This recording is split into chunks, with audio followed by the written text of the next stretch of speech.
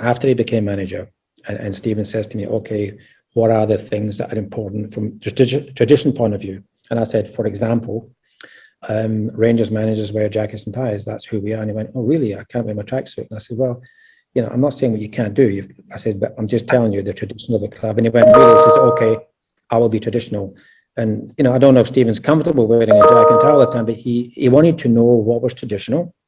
And he says, okay, if that's tradition of the club, that's what I want to do. And I mean, the only real negative with Stephen, if you think about it, was the fact he hadn't managed before. It's not he'd managed and failed and recycled himself.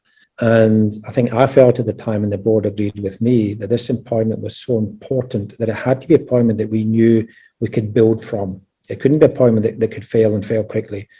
And we knew with Stephen that even though he hadn't managed, he was a leader, he was a winner, and he would learn. So we thought, okay, by bringing Stephen in, at least if it takes time, we've got time.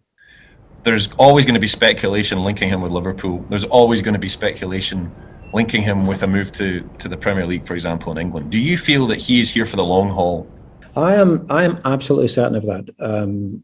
And when we spoke to Stephen about extending his contract, I wasn't surprised when he says, look, that's fantastic. I'm enjoying Glasgow. He hadn't won anything at that stage, but he says, I want to be here long enough to win and then to build on the winning. And, anyone who's dealt with Stephen will know he's not a man who goes back and he's not a man that signs contracts and walks away from contracts. So if you ask me right now, I can't speak for him, but if you ask me right now, I think the most likely scenario is he'll be with Rangers till the end of his contract, at least. And again, I can't talk for Stephen, but I still think that he's got work to do at Rangers before taking on the Liverpool job. And I think Stephen's smart enough not to get tempted.